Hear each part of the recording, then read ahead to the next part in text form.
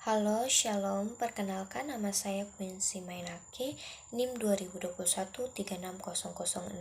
Saya dari kelas A. Saat ini saya akan menjelaskan poin-poin dari tiap-tiap materi yang telah diberikan oleh Ibu Natalia. Perspektif Kristiani mengenai hakikat dan tanggung jawab manusia. Hakikat manusia menurut Alkitab yaitu manusia adalah hasil ciptaan Allah. Manusia bukanlah peletikan Allah, jelmaan dari sebagian diri Allah, bukan pula anak dalam arti biologis yang keluar dari Allah. Berbicara tentang tanggung jawab. Tanggung jawab secara umum adalah kesadaran manusia akan tingkah laku perbuatan yang disengaja maupun yang tidak disengaja. Tanggung jawab juga berarti berbuat sebagai perwujudan kesadaran akan kewajiban. Pengertian agama secara etimologis. Istilah agama diambil dari dua kata, yaitu a berarti tidak dan gama berarti kacau. Jadi agama berarti tidak kacau, sebab agama mengatur hubungan manusia agar tidak kacau. Pengertian agama secara sosiologis. Agama adalah sistem sosial yang dibuat oleh penganut-penganutnya yang berporos pada kekuatan-kekuatan supranatural. Pengertian agama secara antropologis. Agama adalah produk manusia.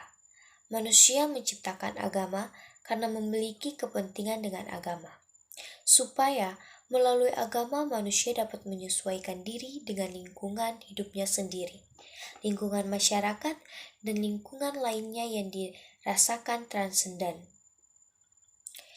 Pengertian agama secara psikologis. Menurut Sigmund Freud, agama dipahami sebagai ciptaan manusia. Manusia dilengkapi oleh insting dan kematian. Pada satu sisi, manusia ingin hidup bahagia.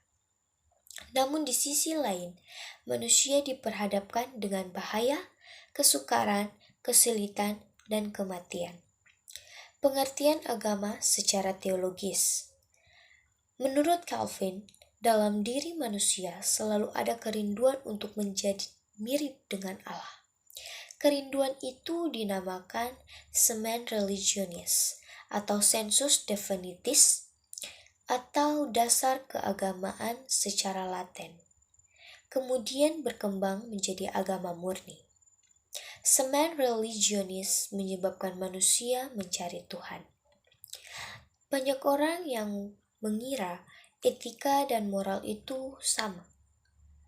Etika dalam bahasa Yunani ethos, yang berarti tempat kediaman yang biasa dari seseorang, kebiasaan, adat istiadat, cara mengungkapkan diri, tingkah laku, sikap, kecenderungan kepada kesusilaan.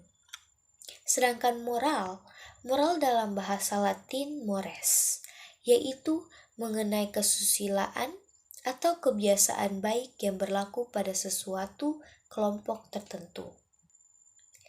Apa yang kalian ketahui tentang iman?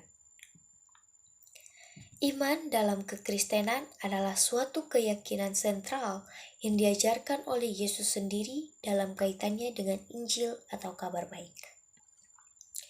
Perspektif Kristiani mengenai masyarakat majemuk yang berkeadaban.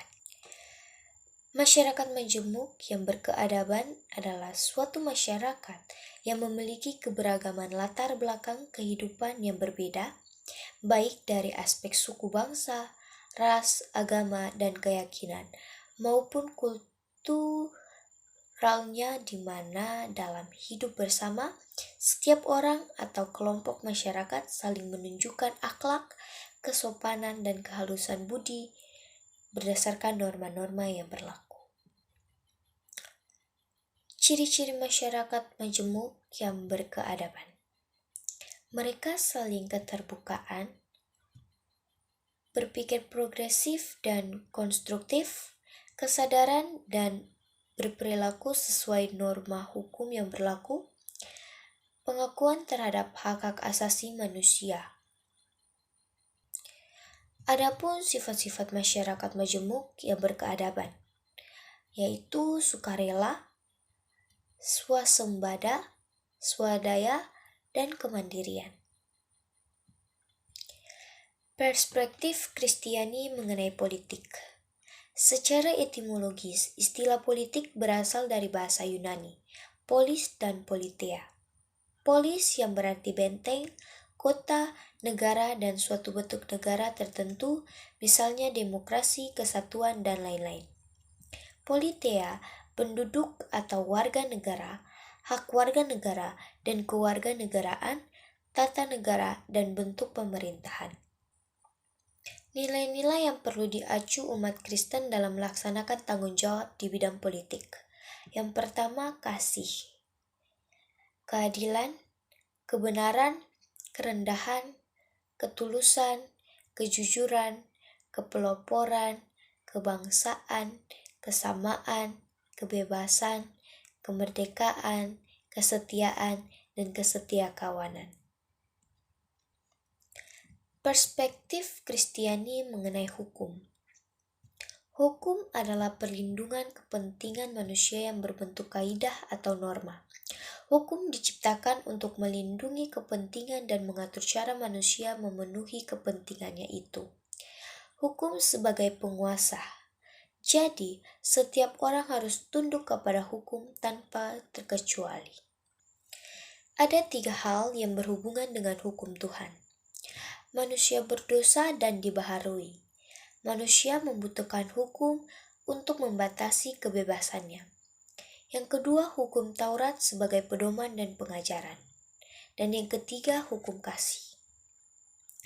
Kerukunan hidup antar umat beragama. Kerukunan hidup yaitu situasi hidup bersama di mana di dalamnya tercipta kedamaian, ketentraman, kebahagiaan, ketenangan, ketertiban, tidak ada konflik atau pertentangan, kepentingan antara warga masyarakat. Nilai-nilai kehidupan yang perlu dikembangkan dalam membangun kerukunan hidup antar umat beragama.